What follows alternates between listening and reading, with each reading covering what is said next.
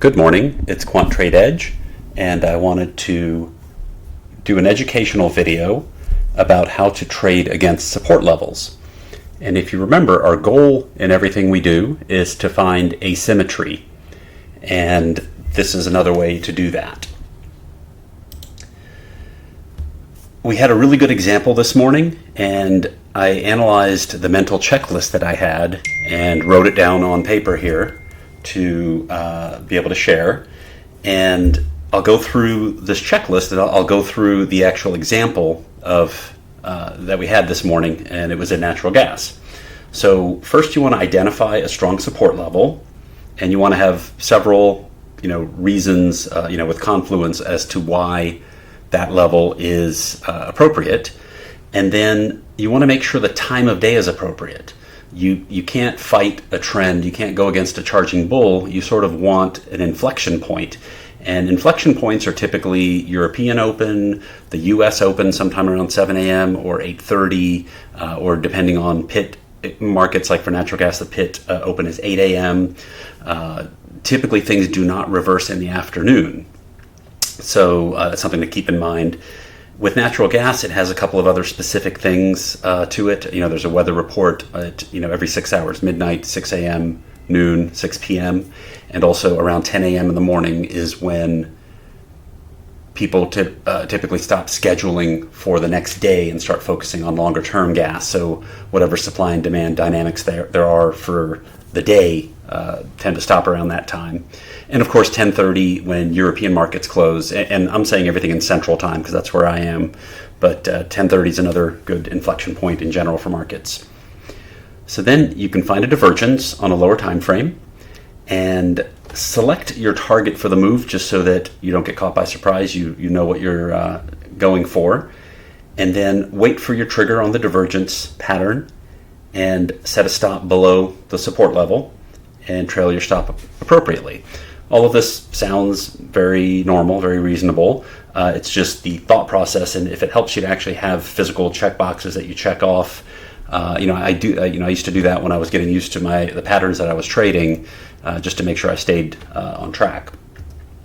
So let's go look at this example in natural gas. The 2-day low in natural gas was 695. And if you look at the context of this, we're in a very strong uptrend, what's called an extended run, when you have 7 or more closes above the 5-period simple moving average. And we actually had 7 here. We had 1, 2, 3, 4, 5, 6, 7, 8, 9. The first close below launched another extended run. And this extended run, we're at 1, 2, 3, 4, 5, 6, 7, 8, 9, 10, 11, 12, 13, and we're getting we don't know if it's going to close below, but we're getting a move below. And it's reasonable to assume at the very least we get another retest back above this 5 SMA. It may not launch into another extended run, but typically after you have 7 or more, you're going to get if you get a close below, you'll get a close back above. And the exception to that is once we get over about 19 or so, it can be pretty extreme, and there might have been a climactic top. And all of this that I'm referencing is research that was done by Linda Bradford-Raschke. I've had the blessing to learn a lot from her, and she's tested those statistics thoroughly, but I always invite everyone to do it yourself. You don't really trust it and believe it until you do it yourself. So we have this 2-day low at 695, and then I will put us back here where I'm mentioning that before we got there, that 695 was a low from 2 days ago, and that was a very strong long liquidation flush area. So we had this consolidation pattern, and we flushed hard into it a couple of times, and 695 exactly stopped that decline. So in addition to being the 2-day low, I like in a bull trend, liquidation flushes go as far as they can, and then there's just too many buyers waiting below. So that made this level even stronger for me. And then what you want to do is wait until you find the shorter time frame U-turn, shorter time frame divergence pattern. And here on the 2-minute, you can see the RSI keeps making higher lows as price is making lower lows. And further, if you take it to the 3-minute, And this oscillator down here is the LBR 310 oscillator, and we have what's called three pushes, where you pushed into the Keltner channels once, you pushed in, you push down again, you push down a third time, and these white things are called magics. It just helps you identify potential divergence reversal spots, and that became my road map from there. And if you see these other comments I made here, that on the 60-minute it's just an ABC down, and what that means is, although we are down very much, $1 from the highs, we just have one leg, two leg, and then this here is a hoagie, everything between the range of this bar. So then this here is a move down. So we really still just have an ABC structure, not a U-turn structure. To get a U-turn structure, we'd have to go above here, above 714.2, and then break that level, and we would have a U-turn structure, and this would give us a 4-tick head start to that break of support, which can be significant, because I bet if that level goes, there'll be a lot of slippage around that area. So that's the 60-minute, and the same thing on the 120. Nothing's broken. This is a ABC down. On the 30-minute, however, there was a U-turn. That U-turn, let me pull these lines off. This here was a hoagie, so this is the first lower low, lower high, lower low, and then that level broke at 3 a.m. And we've had, all of this was kind of in response to that 30-minute U-turn. So going back to the checklist, we've identified a strong support level, and we think it's strong because it's the 2-day low, long liquidation flushes stopped there. We're in an extended run. It's a strong market. The time of day is appropriate, so this is actually happening around 10:15, 10:18 in the morning. It's after natural gas trading for the day is done, going into European close. Several good reasons for a change there. We found the divergence on the 2 and the 3-minute charts. So let's go find a reasonable target. And a reasonable target that I use, so let's go back to the 3-minute. That became my guideline here.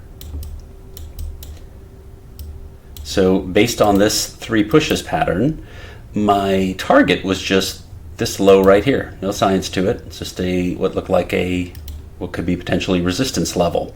And the next thing we need to do is just wait for our trigger. And I like to get down to a level that annoys most people, but it's a 10-second chart. And you can tell, the low here was 695.4. We held that previous low by 4 ticks, and there's no sign of breaking out there. But then a couple minutes later, or probably a couple seconds later, we've got this breakout. And this was our early entry. It was at 6.971, and our stop would be just a tick below that 695, so 690.49. And you can see that even after that little breakout, we went down and consolidated for about 2 whole minutes. Each one of these bars is 10 seconds. We consolidated for 2 whole minutes before taking off.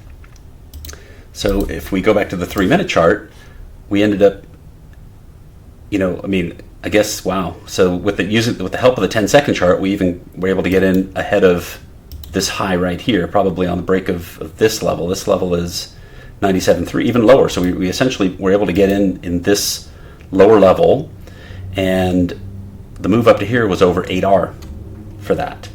And when I say trail a stop appropriately, what I mean is when we have 3 pushes. So let's say you didn't set a target, or the target you set was higher and you didn't get it. One way to just make sure you get out appropriately is, the rule of thumb on 3 pushes is you should get 2 waves up. And given our GAN counting, we know how to count 2 waves up. So on the same time frame that we had the 3 pushes, this was wave 1, this was wave 2, this was wave 3. So when you get that first lower low, you don't have to panic because you know a second wave is coming. Once you start that second wave, start trailing your stop. Trail your stop here. When you move on to the next bar, trail your stop here. Once this bar ends, trail your stop here. And 7085. So 784 would have got you out if you didn't, have a target somewhere up here that got It's objective. You can get more than 2 pushes up. That is just the minimum that comes from a pattern like that. So let's just go back to our checklist one last time and make sure we covered everything. We identified a strong support level. We made sure the time of day was appropriate. We found a divergence on a lower time frame. And for me, that 2 minute, that 3 minute, and then even the 10-second chart really helps you get a jump on it. And then select a reasonable target. And if your target, happened to not get hit, you use, this bottom thing, trailing your stop, to protect you on the way down. And we waited for a trigger, and we set our stop below the identified support level. So all of this is really simple. It's just the checklist that goes through my head when I do a trade like this. For me, it really did help to create checklists and for me to put little check marks and write down little numbers of levels, because we tend to take mental shortcuts after a while. We think that, oh yeah, I've done this 100 times, I know what I'm doing. And if you go back and analyze your mistakes, which I highly recommend anyone trading needs to go back and analyze their mistakes frequently. For me, being careless and just, oops, I forgot that one. Oops, I forgot number 6, or something was what led to a lot of my errors. So I tend to, want to physically maintain checklists. Anyway, I'm hoping to do more educational content like this. If this was helpful, please drop a like and subscribe and tell your friends all about this channel. We're growing really, really fast, and thank you for all the support and all the wonderful comments. I learn a lot from the comments. I enjoy sharing what I know. It really helps me cement what I know, and let's keep this moving forward.